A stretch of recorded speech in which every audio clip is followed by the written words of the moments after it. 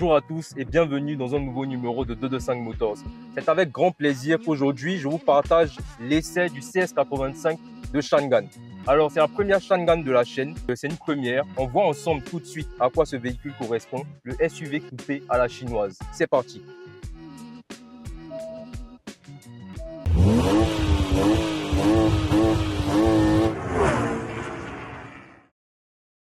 Le CS85 est un SUV du constructeur automobile chinois Changan. Le CS85 arbore un design audacieux et dynamique. Ses lignes élégantes lui confèrent une présence sur la route. Sa calandre imposante en papillon, ses feux LED et ses grandes jantes de 19 pouces lui donnent une allure moderne, tandis que son toit coupé à l'arrière et ses 4 sorties d'échappement viennent renforcer son look sportif. Dans cet habitacle bardé de technologie, nous nous sentons à bord d'un vrai vaisseau futuriste. À l'intérieur, le CS85 offre un espace relativement généreux pour les passagers et bagages. Les sièges ergonomiques offrent un confort optimal même sur les longs trajets. Nous disposons de la climatisation à réglage indépendant. Alors à l'intérieur déjà ce que je remarque tout de suite c'est qu'on a un volant 3 branches à mi-plat, donc très intéressant. On a tout de suite cette impression de cocon très technologique à l'intérieur du véhicule. On a du cuir rouge et du cuir noir et c'est ce qu'on va retrouver globalement dans l'habitacle, donc ce biton.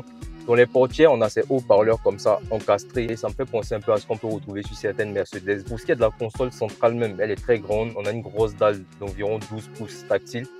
Donc c'est très bien, très optionné, les infos du véhicule, sur le système même pour calibrer un peu tout ce qu'on peut avoir parce qu'on a même des lumières d'ambiance dans la voiture. Quand il fait nuit, on les voit mieux. Donc on peut vraiment configurer l'ambiance dans l'habitacle tel qu'on le souhaite. C'est vraiment très intéressant. Je remarque qu'on n'a pas de palette au volant, mais par contre, sur ce beau levier de vitesse, on a l'option Tiptronic. D'ailleurs, on a des touches ici piano, dont la touche 360 qui nous permet d'avoir une vue complète autour du véhicule, une bonne vue périphérique autour du véhicule, c'est très sécuritaire. On a un écran indépendant du grand écran qui gère l'infotainment, qui est là pour gérer la clim et tout ça, ici en bas.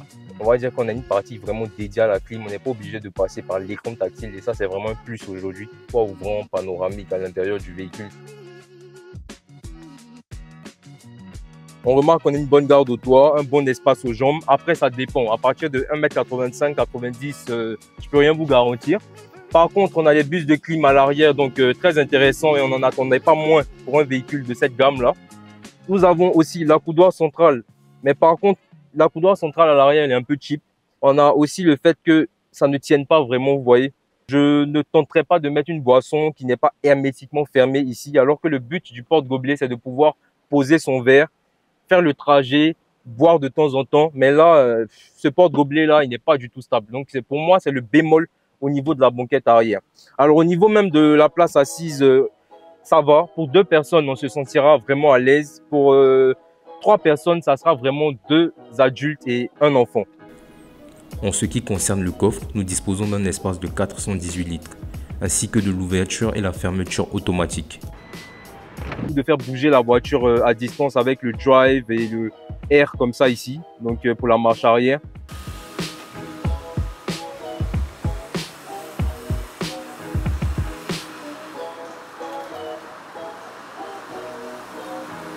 Déjà, il faut préciser qu'on a 4 modes, donc un mode snow, un mode sport, un mode éco et le mode normal. Là, je suis en snow, mais vous avez bien deviné, avec la chaleur qui fait à Abidjan, ça ne nous servira à rien. Donc, je vais passer en mode d'abord, pour commencer, en mode éco. Alors, ce mode éco est conçu pour optimiser, bien entendu, la consommation. Sous le capot, le Changan CS85 360T est propulsé par un moteur turbo puissant et efficace. Développe plus de 230 chevaux pour 360 Nm. Ce moteur est couplé à une boîte de vitesse automatique offrant des performances dynamiques. Il faut dire que ce 4 cylindres turbo qui a environ 230 chevaux va naturellement avoir une consommation un peu élevée si vous avez le pied lourd. 360 Nm, c'est de beaux chiffres sur le papier, mais bien entendu, ce sont des chiffres qui vont aller jouer sur la consommation. Le constructeur va annoncer environ 7 litres, 8 litres au 100, mais dans la réalité, même en mode éco, c'est pas des chiffres, on va dire, réalisables. C'est pas des chiffres jouables même, j'ai envie de dire. Je pense qu'on serait plutôt autour des 9 à 10 litres au 100. Si vous passez le mode sport, que vous avez le pied lourd, vous serez bien au-delà. Donc, le mode éco, c'est bien, mais c'est fait pour optimiser la conso. Là, nous sommes dans un test drive. On veut plutôt voir de quoi ce véhicule est capable. Donc, je vais la passer en mode normal. Alors déjà, je la lance un tout petit peu. Il faut dire qu'au niveau de la sonorité, ce moteur il rugit quand même bien. Ça reste un 4 cylindres, mais qui se fait quand même entendre dans l'habitacle. On n'a pas une impression de choses, on va dire, cheap dans le véhicule, de plastique qui cogne de partout, des petits bruits parasites, non, ça va.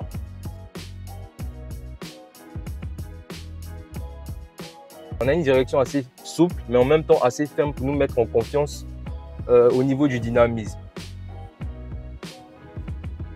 Au niveau de la position de conduite à l'intérieur du véhicule, ça va, j'ai une belle vue. C'est un véhicule qui n'est pas si haut que ça. Voilà, je m'attendais à ce qu'il soit un peu plus haut parce qu'il va chercher quand même des GLC, des X4 et tout ça. Mais non, ça va, on a vraiment une impression d'être vraiment posé. Quand on est dans le véhicule, on n'a pas l'impression d'être surélevé. Donc ça rassure, on n'a pas ces impressions de tangage. On n'a pas l'impression quand on attaque une courbe que le véhicule penche trop, on ne sent pas trop la force centrifuge. Donc ça reste intéressant. Les sièges sont très confortables, ils nous maintiennent bien, surtout au niveau latéral. Ils sont bien fermes, bien rembourrés. Je pense que vous pourrez faire beaucoup de bornes à l'intérieur du véhicule.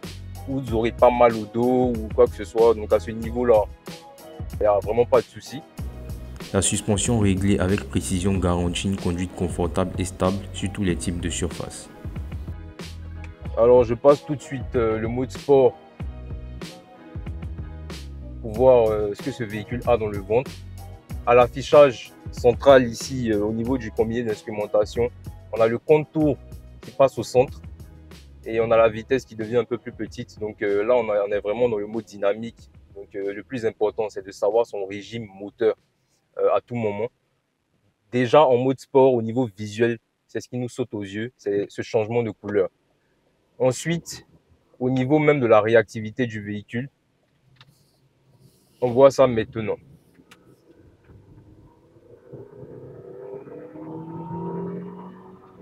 Ouais, là, j'entends bien le turbo siffler. Ouais, en dessous du rugissement, il y a un petit bruit de sifflement. Donc, ça va, le véhicule, il a du répondant. Là, j'attaque un peu la courbe et on voit ce que ça donne.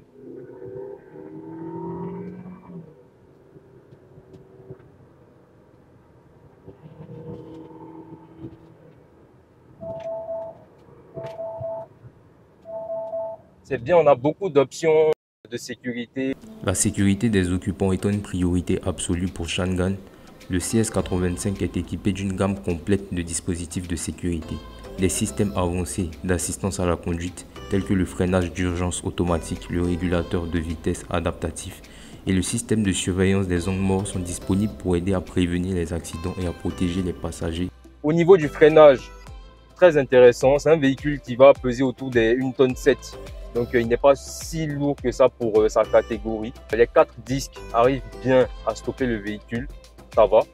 Au niveau même de l'accélération, c'est quelque chose qui va se situer dans la moyenne, hein, je dirais. C'est quelque chose qui est assez vif, c'est quelque chose qui est assez dynamique. Après, c'est pas non plus la sportive du siècle, mais il y a moyen quand même de déposer beaucoup de daily, beaucoup de voitures, on va dire, ordinaires du quotidien.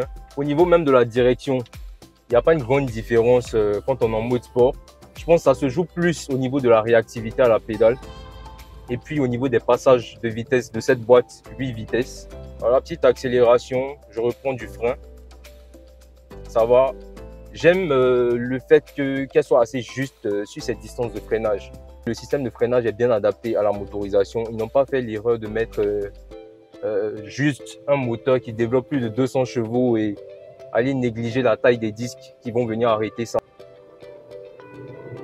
4000 tours minute, 5000, 5500. Donc, elle passe les rapports à 5500. D'ailleurs, c'est à 5500 tours minute aussi qu'elle va développer son plein potentiel, c'est 230 chevaux.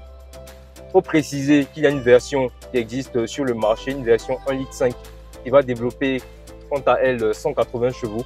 Mais sur cette version 2 litres turbo, nous sommes sur 230 chevaux pour 360 Nm et ça se ressent. On a un moteur qui est assez coupleux. On écrase à pédale. Un bémol que je remarque sur le véhicule, c'est qu'il y a une grosse latence au niveau du turbo. Au moment où on écrase la pédale, il faut compter 1 à 2 bonnes secondes avant de commencer à ressentir la voiture en train de décoller, vraiment de nous catapulter. Sinon, pour le reste, vous voyez,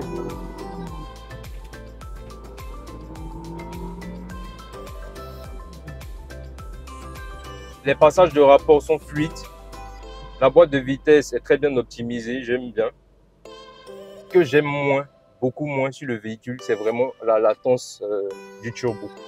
Donc globalement, à l'essai, c'est une voiture qui répond au cahier de charge. Un SUV coupé qui prétend aller chercher des allemandes. Il y a une motorisation, je dirais pas noble, mais correcte. Voilà. Ils ne sont pas foutus de nous. On a largement plus de 200 chevaux sur le véhicule.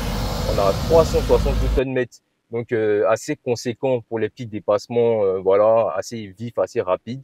On n'aura pas besoin de trop se traîner sur ce genre de petites actions au moment où on va vouloir s'engager. Donc très intéressant. Pour le reste, je trouve que l'habitacle il est vraiment ergonomique. C'est une voiture avec laquelle on peut faire de la distance. Donc vraiment intéressant. Dites-moi ce que vous en pensez dans les commentaires pour les habitués de ces marques et tout. Quant à moi, au niveau du design, je pense que c'est un 8 sur 10. Au niveau de la conduite, je lui donnerais plutôt un 7 parce que quand même la grosse latence du turbo et je dirais peut-être ouais, c'est le seul point vraiment que j'ai pu relever, hein. Sinon je chipote un peu. Pour le reste, je dirais que pour aujourd'hui un véhicule de ville en 2024, un SUV coupé citadin, on va dire on griffe, le véhicule répond vraiment aux critères voilà, qu'on peut attendre de lui. Dites-moi ce que vous en pensez et on se dit à très bientôt pour une nouvelle vidéo les amis et je vous dis ciao.